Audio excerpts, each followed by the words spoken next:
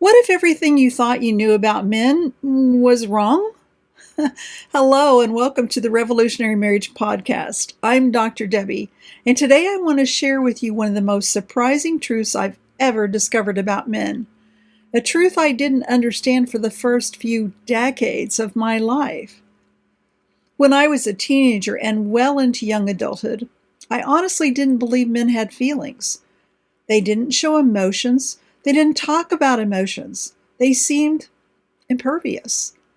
And if you pushed a man to respond to something, anything, he would only grow more stoic, which confirmed my hypothesis. Men don't feel. But I was wrong. What I didn't realize back then when I was growing up, when I was a teenager, when I was a young adult before college, what I didn't realize back then was that what I was seeing wasn't a lack of feeling. It was armor. Protective armor. Armor that hides sensitivity, but it doesn't erase it. Armor that protects men in the world, but often isolates them at home. And in marriage, that armor can make the difference between good enough and extraordinary connection. When I entered graduate school, the light bulb finally went on. Research showed that from the very moment of birth, baby boys are actually more sensitive than baby girls. They cry more, they're harder to soothe, they interact more with their surroundings, they laugh and coo more than girls. And that sensitivity continues throughout life. But by the time a boy reaches kindergarten, much of it has been shamed out of him, at least the expression of it. Let me give you an example. In one study, researchers observed preschoolers on the playground. When a little girl was offended by another child, the caregiver rushed to her rescue. They corrected the offender, returned her toy, or otherwise soothed the hurt. But when a little boy was hurt, the caregiver often pulled back. If the boy came forward crying, he was asked, "What's wrong?" Or, "Why are you crying?" And then once he justified his tears, the next question was, "What are you going to do about it?" Do you see the difference? The tenderness boys are born with gets shamed out of them early on. Not necessarily a bad thing, because boys are also much more physical and physically aggressive than girls, so we need to make sure we've got a good balance there. The unfortunate part is that it's often shame that gets used in the training process. They learn to put up walls, so they pretend nothing bothers them, but inside, it still does. Now, when I say men are more sensitive than women, I don't mean in the exact same ways. Girls, and later women, tend to be hurt by relational slights, someone not liking them, not including them. Boys, and later men, tend to be wounded by feelings of inadequacy, by the belief, "I'm not good enough." That's why words like, "you need to grow up," are so deeply emasculating. Those words don't motivate him, they shame him. And shame never produces the change we want. Because a revolutionary marriage isn't built on shame, it's built on strength, honor, and hope. Here's where it gets tricky in marriage. A wife often doesn't realize when her words or her tone are shaming. She thinks she's motivating him.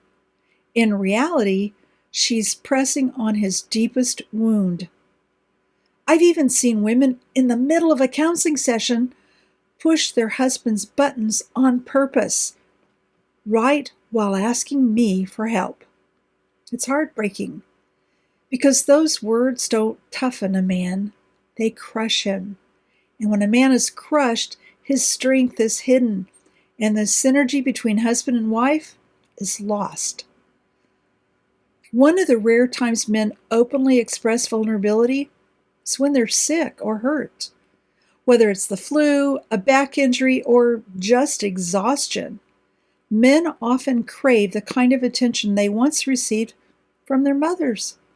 That is gentle, nurturing, feminine care. And yet many women roll their eyes, or vent about it to their friends, make fun of their husbands. That reaction is contempt, and contempt is one of the strongest predictors of divorce. Instead of scorning his need for comfort, what if you saw it as a window into his heart? An opportunity to meet him in the tender place he rarely shows to anyone. That's where extraordinary marriages are forged, when his vulnerability is honored, not ridiculed. I raised 3 boys of my own, and now I have grandsons. When they were little, I hugged them and kissed them and soothed them when they were sick and marveled at their sensitivity. One grandson is 11 now. He's still sweet, still affectionate. He loves to hug. He looks straight into my eyes when we talk. But I know what's coming. As he grows, the world will expect him to be tough, to act like he doesn't feel, to put on the armor. And that's what most men carry into adulthood. Ladies, listen closely. When you don't see your husband's emotions, don't assume he doesn't have them. He does. He feels deeply. He's simply been taught to hide it. So when you speak harshly, when you shame him, you may not see his hurt, but it cuts him more deeply than you realize. The solution is simple, but it requires awareness. Pause. Think about your words. Notice his responses. If he shuts down or grows defensive, there's a good chance he felt shamed. Choose words that build rather than tear down. Words that affirm his efforts, recognize his sensitivity, and honor his humanity. That's how marriages move from good enough to extraordinary. The shocking truth about men is this: they're far more sensitive than women often believe.